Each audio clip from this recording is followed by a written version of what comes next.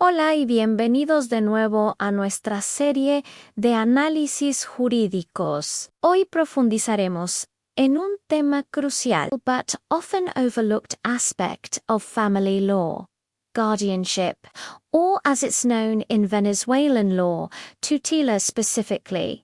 We'll explore what happens after a guardian is appointed.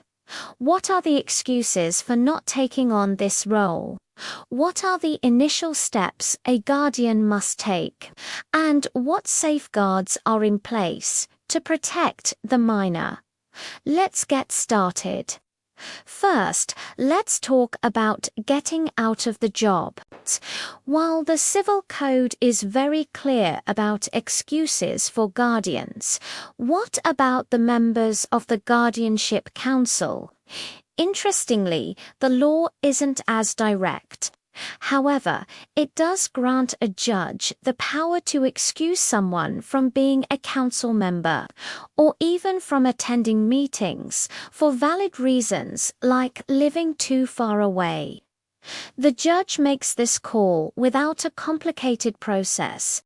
For guardians themselves, if you have a valid reason not to serve, you must present your excuse to the judge within 3 days of being notified of your appointment. If you're not in town, you get extra time for travel. For a legal guardian, like a grandparent, the clock starts ticking once they learn about the situation that requires their service. The judge will then review the reason, appoint an interim guardian, and consult the Guardianship Council. If the judge accepts the excuse, you're off the hook. If not, you can appeal, but that's the end of the line. But what if someone just refuses to do their duty? The Civil Code doesn't take this lightly.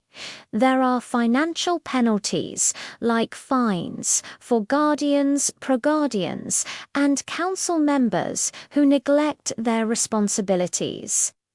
More seriously, failing to assume the role can be grounds for removal, along with liability for any damages caused to the minor. Now, let's assume a guardian has been appointed and has accepted the role. Can they just jump right in? Not quite. The law requires several important formalities to be completed before the guardian can fully exercise their functions. These apply specifically to the guardian, not the pro-guardian or the council members who can start their duties immediately. The very first formality is ensuring a pro-guardian is in place. Think of the pro-guardian as a built-in check and balance. Their job is to represent the minor's interests, especially if they conflict with the guardians, and to keep a watchful eye on the guardian's conduct. This role is so vital that it's a matter of public order. A guardian cannot start their duties without one. Even parents can't waive this requirement in a will. If a pro-guardian hasn't been named by the parents or the judge, the guardian themselves must immediately push for their appointment. Failing to do so can lead to serious consequences, including financial liability for any resulting damages and even removal from the guardianship.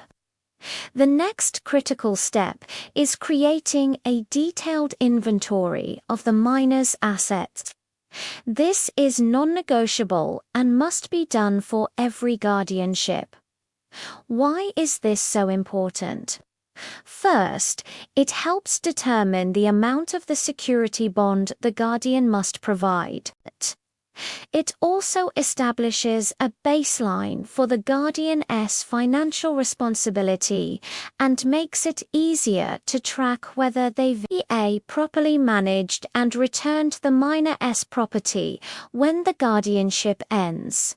So, who creates this inventory? It's a team effort involving the guardian, the pro-guardian, and the members of the guardianship council. The judge doesn't need to be present. The guardian must begin this process within 10 days of being notified of their appointment.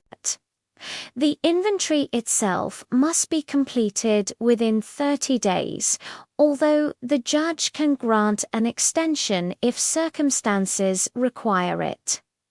What goes into this inventory? Absolutely everything.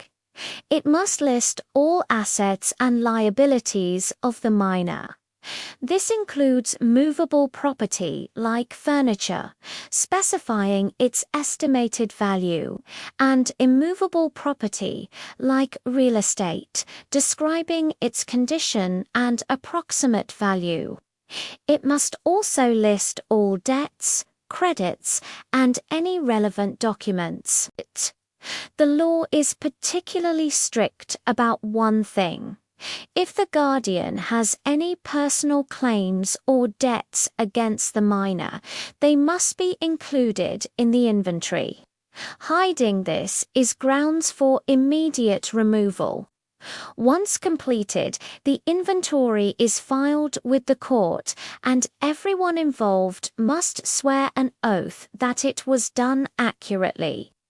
Any omissions or errors can make the responsible parties personally and collectively liable for any damages caused to the minor, in addition to fines and potential removal.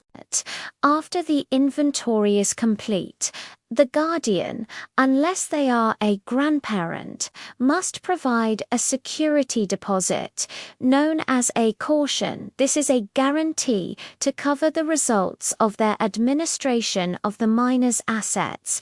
The judge determines the amount of this security.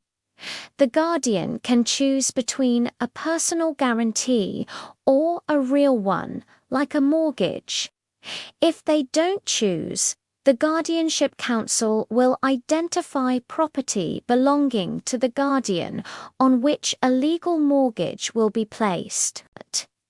If the guardian doesn't have sufficient assets, a new guardian will be appointed.